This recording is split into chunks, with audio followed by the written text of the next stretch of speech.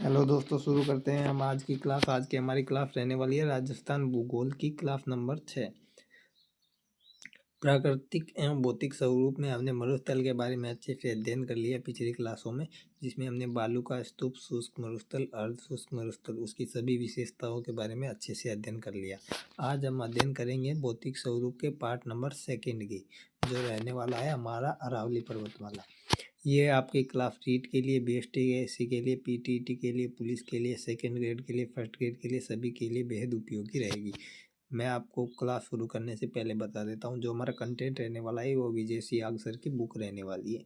तो आप सभी के पास ये बुक होनी चाहिए, जिससे आपको आसानी से समझ आ सके। तो शुरू करते हैं आज की हमारी क्लास शुरू करने से पहले मैंने आपको बता दिया है कि आपके पास ये बुक होनी चाहिए। तो देखो, सबसे पहले अरावली पर्वतमाला को शुरू करने से पहले मैंने पिछली क्लास में आपको बताया था कि अरावली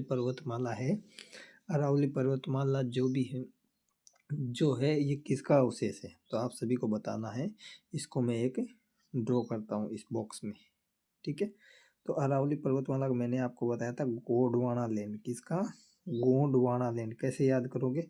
अरावली पर्वत है और पर्वत पे चढ़ोगे तो आपका क्या फूट जाएगी? गोडा फूट जाएंगे। क्या फूट जाएंगे? गोडा फूट जाएंगे।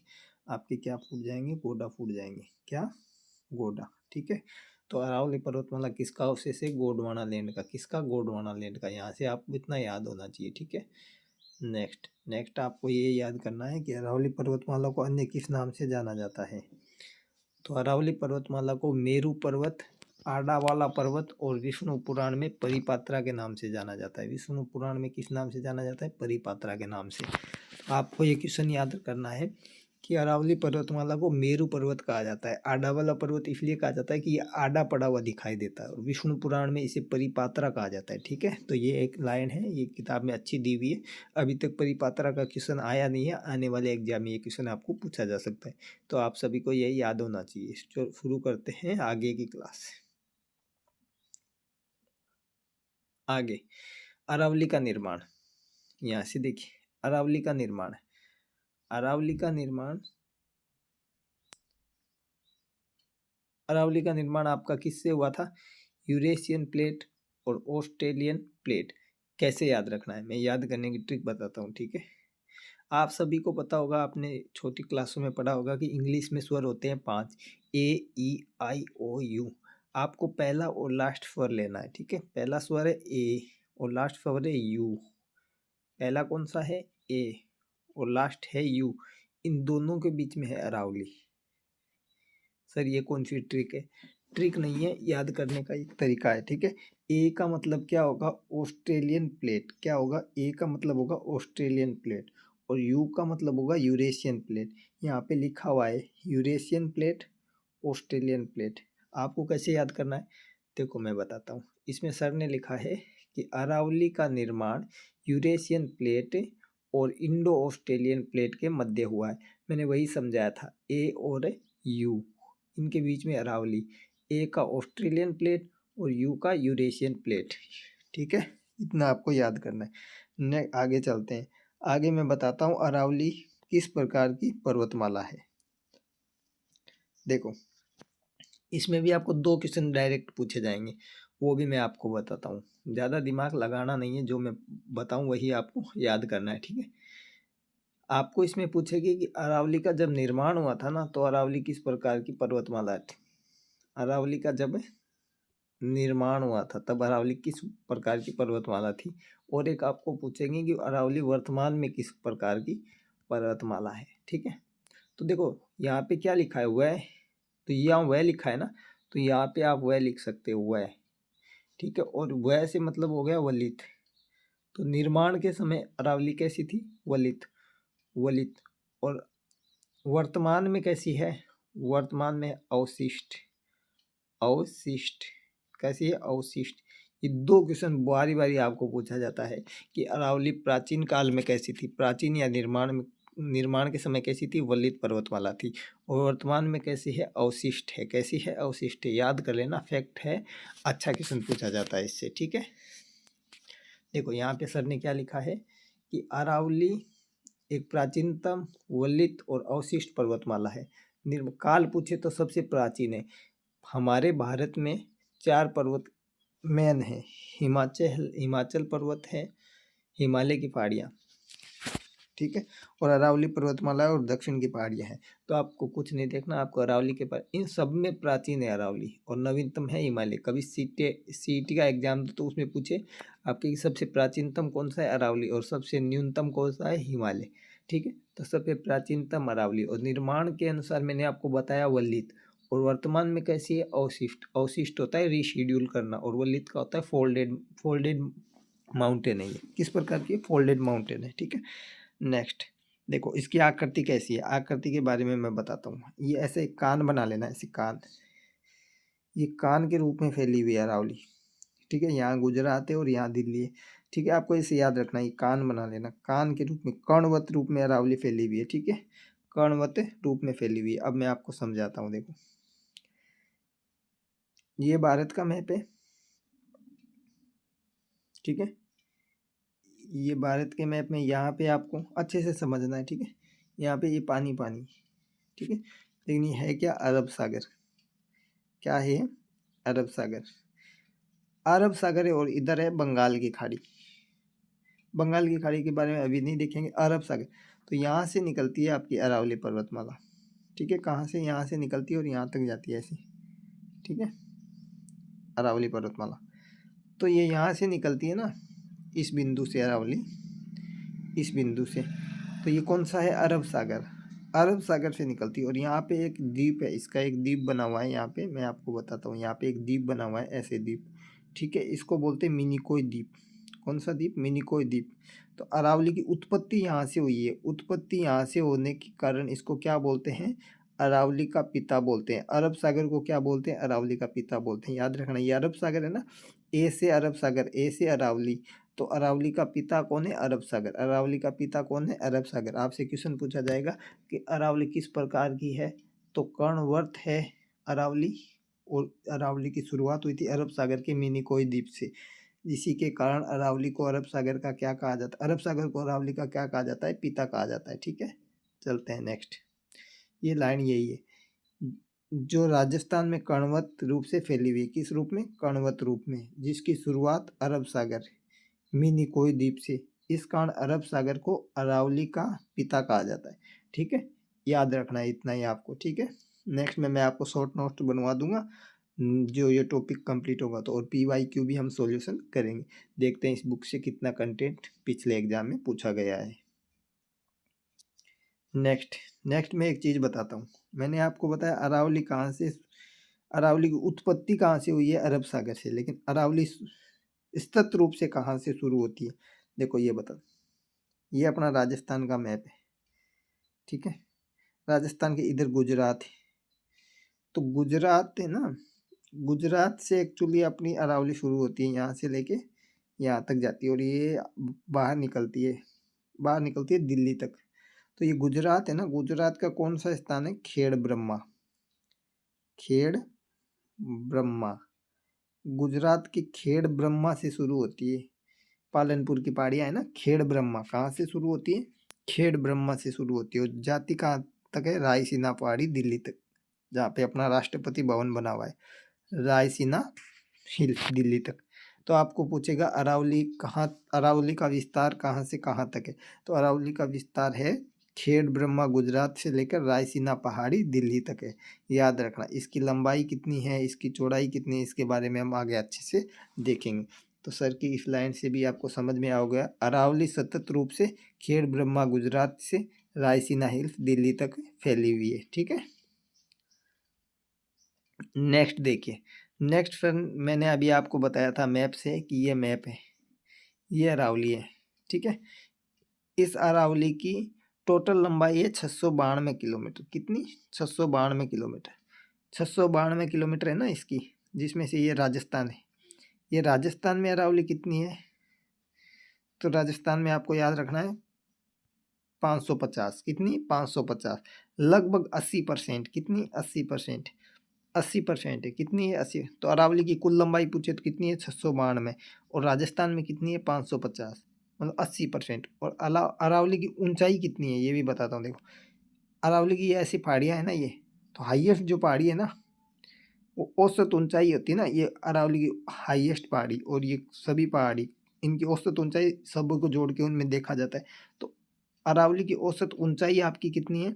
930 मीटर, और राजस्थान में लंबाई 550 और कुल लंबाई 692। ठीक है, आप समझ गए होंगे। चलते हैं नेक्स्ट। नेक्स्ट हमारा ये है राजस्थान में अरावली का विस्तार। ठीक है, अच्छे से देखना, मैं समझाता हूँ आपको। ये हमारा राजस्थान का मैप है। ठीक है, मैंने अभी आपको बताया था ना कि राजस्थान में अरावली के मैप यहाँ से निकलती है अरावली।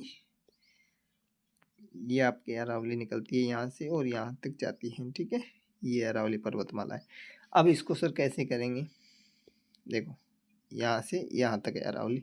इसको कैसे करते हैं? इसको 3 भागों में हम बांटेंगे। ठीक है, कितने भागों में बांटेंगे? 3 भागों में। एक यहाँ से यहाँ तक, और एक ये वाला और एक नीचे वाला। ठीक है, एक तो अपना ये वाला भाग, कौन से वाला? ये नीचे वाला भाग। ठीक है, नेक्स्ट हमारा रहने वाला है ये वाला 2, और इसके बाद एक हम कर लेंगे ये ऊपर वाला। 3 भागों में हमने अरावली को बांटा है। तो राजस्थान में अरावली को कितने भागों में बांटा गया है? 3 भागों में। क्वेश्चन अच्छा है, बन सकता है। तो देखो, ये ऊपर वाली कौन सी दिशा है? उत्तर दिशा, और ये है दक्षिण दिशा। तो ये तो है दक्षिण अरावली। कौन सी है ये? दक्षिण अरावली। और ये वाली है उत्तर अरावली, और बीच वाली है मध्य अरावली। अब आपको पूछेंगे कि कौन सी अरावली में कितने जिले आते हैं, इसके बारे में हम देखते हैं। देखो, सबसे पहले इस चित्र को समझो। इस चित्र में देखो सर ने क्या लिखा है, ये अरावली है। अरावली देखो दक्षिण में ऊंची है, दिख रही है ना दक्षिण में। तो आपको क्वेश्चन पूछेगा कि अरावली किस दिशा में सर्वाधिक ऊंचाई, अरावली की ऊंचाई सर्वाधिक किस दिशा में है? तो राजस्थान में। तो याद होना चाहिए दक्षिण दिशा में। और अरावली सबसे कम किस दिशा में है? तो आपको याद रहना चाहिए उत्तर दिशा में। उत्तर दिशा में। तो देखो, ये आकृति आपको याद रहेगी तो याद रहेगी। अब मैं आपको इससे अच्छा क्वेश्चन पूछता है वो बताता हूँ। देखो, एक आकृति अगर आप मेरे बताने से याद कर लेते हो तो आपको सभी याद हो जाएगा। आपको एक ऐसा पहाड़ बनाना है। ठीक है, एक ऐसा पहाड़ बनाना है। ये आकृति आपको याद करनी है, कुछ याद नहीं करना। बाकी इस आकृति को आप अच्छे से देख लीजिए। ये वाली जो आकृति मैं बना रहा हूँ इसको देख लीजिए, बस यही अपनी अरावली है। ठीक है, अब ये अरावली कैसे? देखो, ये हमारा कौन सा भाग है? दक्षिण वाला। और ये हमारा कौन सा भाग है? उत्तर वाला। अब वो पूछेगा कि अरावली किस दिशा से किस दिशा की ओर बढ़ती है। तो देखो, यहाँ पे देखो चौड़ाई बढ़ती है। तो यहाँ पे देखो अरावली की चौड़ाई है, यहाँ पे देखो कम हो रही है, यहाँ पे चौड़ाई ज़्यादा है। तो अरावली की चौड़ाई है ना, वो दक्षिण पश्चिम से लेके, ये 4 दिशा हो गई अपनी, दक्षिण पश्चिम से लेके और उत्तर पूर्वी की ओर चौड़ाई घटती है। चौड़ाई घटती है। देखो, ये चौड़ाई यहाँ ज़्यादा चौड़ा है, यहाँ पे धीरे धीरे चौड़ाई कम होती है। तो आपको क्वेश्चन क्या पूछेगा वो बताता हूँ मैं आपको। ये क्वेश्चन पूछेगा कि अरावली की चौड़ाई किस दिशा से किस दिशा की ओर घटती है। तो आपको कैसे याद करना है? देखो, आपको याद करना है कि अरावली की चौड़ाई, अरावली की चौड़ाई, देखो ये आकृति याद रखना, चौड़ाई किस दिशा में और बढ़ती है। तो ये देखो, चौड़ाई इस दिशा में बढ़ती है। तो चौड़ाई उत्तर पूर्वी से लेकर दक्षिण पश्चिम की ओर बढ़ती है। देखो, ये वाली आकृति, यहाँ पे चौड़ाई बढ़ रही है और ऊंचाई भी हाईएस्ट इसी दिशा में। समझ गए? और अरावली की दिशा क्या है, अरावली किस दिशा में है? तो आपका होगा दक्षिण पश्चिम से उत्तर पूर्वी। सीधा क्वेश्चन पूछेगा, क्वेश्चन भी मैं आगे करवाऊंगा ताकि आपको अच्छे से समझ आ जाए। ठीक है, तो यहाँ पे सर ने क्या लिखा है? अरावली का विस्तार, ये देख लिए।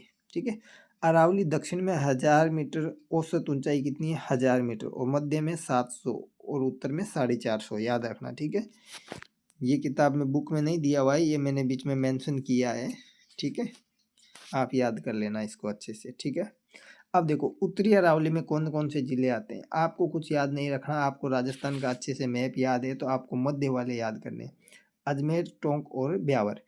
अजमेर और टोंक दोनों नज़दीक में, और ब्यावर अजमेर से अलग होके बना है। तो ये 3 आप मध्य अरावली के जिले याद कर लो। बाकी आपको पता होना चाहिए राजसमंद है, डूंगरपुर, उदयपुर और सलमवर, ये सब नीचे दक्षिण में आते हैं। सिरोही दक्षिण में आता है। तो बाकी बच गए वो सब उत्तर में आएंगे। ठीक है, तो आपको याद यही चीज़ करनी है। अरावली की दिशा मैंने बता दी, अरावली किस दिशा में चलती है, ऐसे चलती है। तो ये दक्षिण पश्चिम से लेके उत्तर पूर्वी की ओर है, ठीक है। चौड़ाई की बात नहीं कर रहा, दिशा, डायरेक्ट दिशा पूछे तो ये दिशा है। अब आगे सर ने मैप से समझाया है। मैप से देखिए, ये मैप है, ये अरावली यहाँ से खेड़ ब्रह्मा से लेके ये देखिए रायसीना पहाड़ी तक जाती है। अब ये राजस्थान में कहाँ प्रवेश करती है, क्वेश्चन पूछा जाता है। तो राजस्थान में सिरोही में प्रवेश करती है। कहाँ? सिरोही में। और राजस्थान में बाहर कहाँ निकलती है? खेतड़ी झुंझुनू में, ठीक है। राजस्थान में प्रवेश करती है सिरोही में और बाहर निकलती है खेतड़ी झुंझुनू में, ठीक है। याद होना चाहिए आपको ये चीज़ें,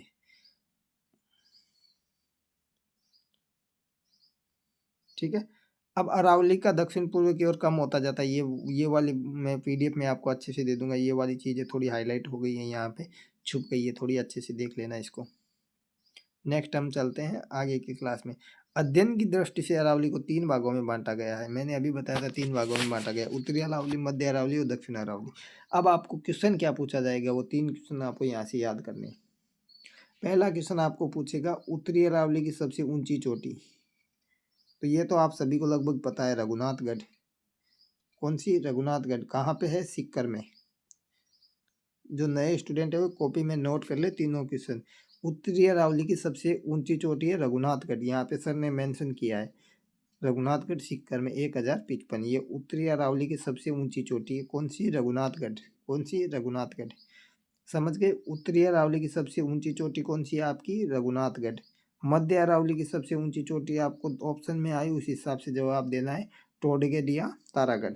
इनकी ऊंचाई याद कर लेना, 1055 और यहाँ 934 और 873। दक्षिण अरावली की सबसे ऊंची चोटी आप सभी को पता है, गुरु शिखर, क्योंकि अरावली की सबसे ऊंची चोटी भी कौन सी है? गुरु शिखर।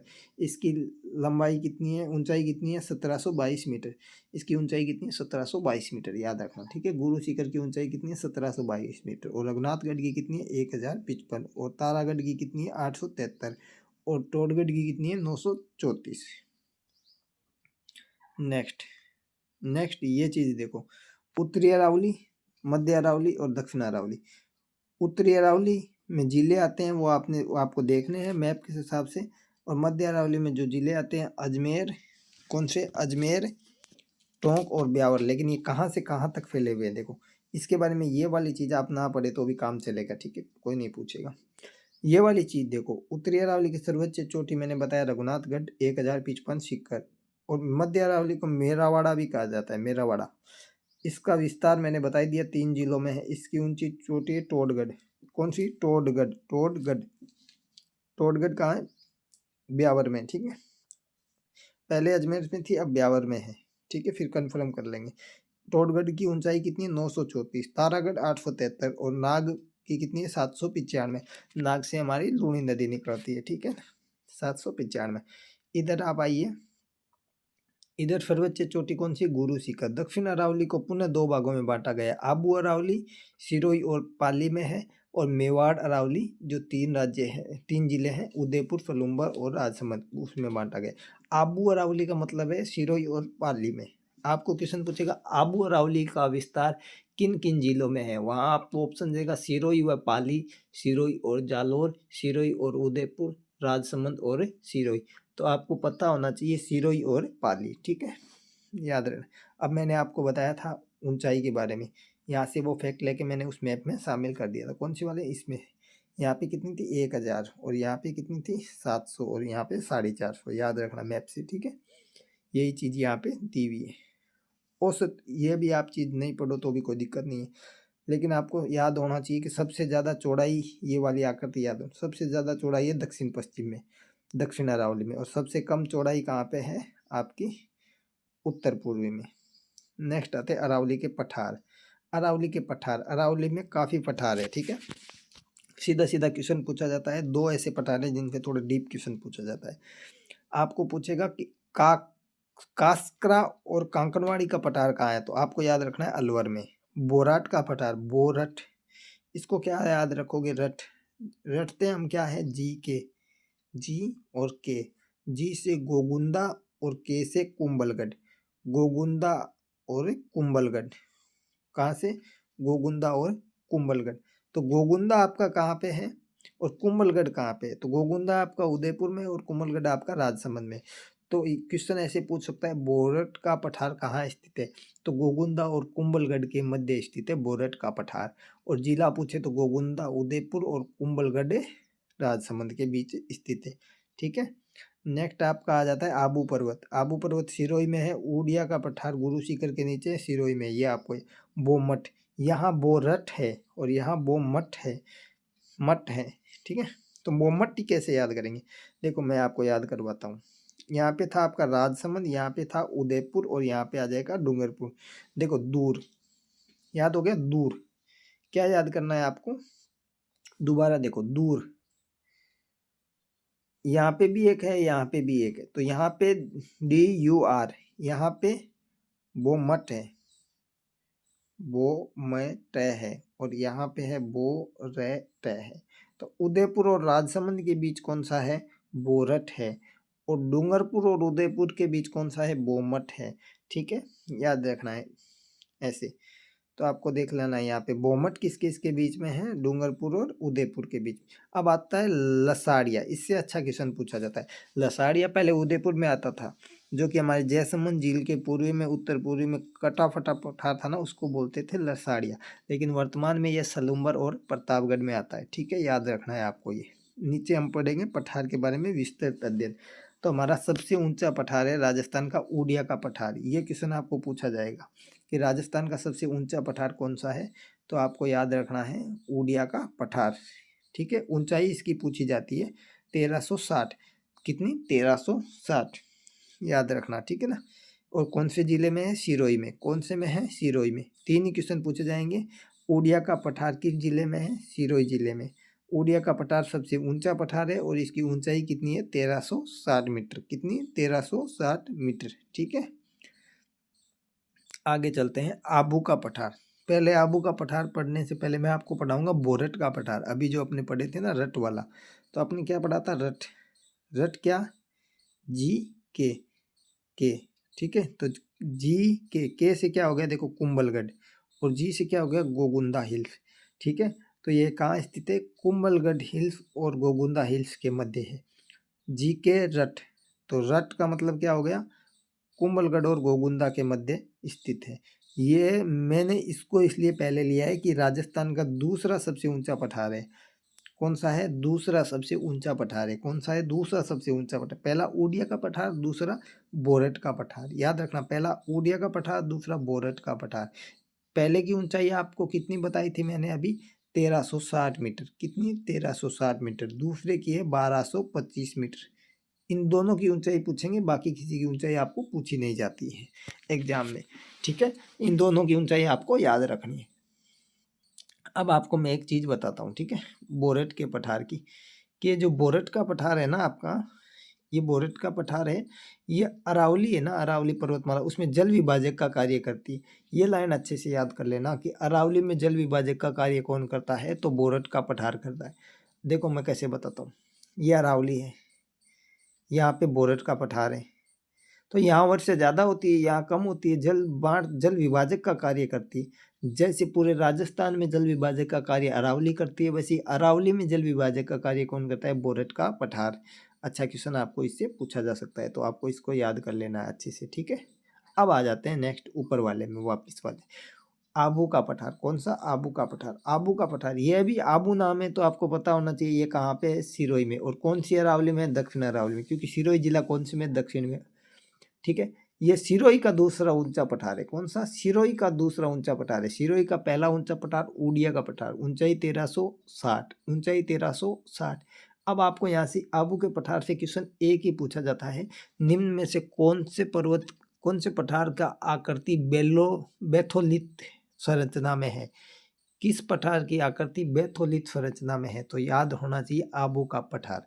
आबू का पठार याद रहना चाहिए, आबू का पठार। ठीक है, नेक्स्ट चलते हैं हम बोमठ।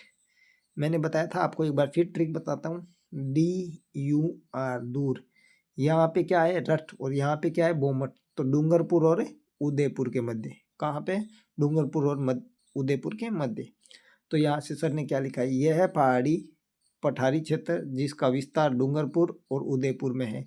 यहाँ भील जनजाति अधिक पाई जाती है। वैसे भी आपको पता है कि भील जनजाति डूंगरपुर में पाई जाती है सर्वाधिक, ठीक है। लसाड़िया का पठार, मैंने बताया था लसाड़िया का पठार जयसमंद झील के पूर्व में, जयसमंद झील के पूर्व में। अब ये कौन से जिले में? सलूम्बर में। पहले ये उदयपुर में था, उदयपुर और चित्तौड़गढ़ का भाग कवर करता था, अब सलूम्बर और प्रतापगढ़ का भाग कवर करता है। तो लसाड़िया का पठार कहाँ है? स्पेशल जिला आ जाए तो आपको याद रखना है सलूम्बर, 2 जिले आए तो सलूम्बर और प्रतापगढ़, जयसमंद के पूर्व में स्थित है। लसाड़िया का पठार है ना, ये उत्खात है, मतलब ऊंचा नीचा है, बेडलैंड के रूप में है, तो इसको बोलते हैं उत्खात भूमि, ठीक है, उत्खात पठार है, ठीक है। नेक्स्ट हम आते हैं कास्करा और कांकनवाड़ी का पठार। इसका इतना याद रखना है, ये अलवर में है और सॉरी इसका जो अभ्यारण्य है ना वहाँ स्थित है, ठीक है ना, याद रखना कास्करा और कांकनवाड़ी का पठार। इसके अलावा भी राजस्थान में काफ़ी पठार है जिसके बारे में मैं आपको बताऊंगा नेक्स्ट क्लास में। इस बुक में 6 ही पठार कवर किए गए, जैसे मानदेसरा का पठार कहाँ है, चित्तौड़गढ़ में। काफ़ी छोटे मोटे पठार है, वन लाइनर आपको क्वेश्चन काफ़ी पूछे जाते हैं, वो फैक्ट मैं आपको एक PDF के रूप में लाके बता दूंगा। तो आज की हमारी क्लास यहीं पे समाप्त करते हैं। अरावली के दर्रे, इनके बारे में हम नेक्स्ट क्लास में अच्छे से पढ़ेंगे। धन्यवाद।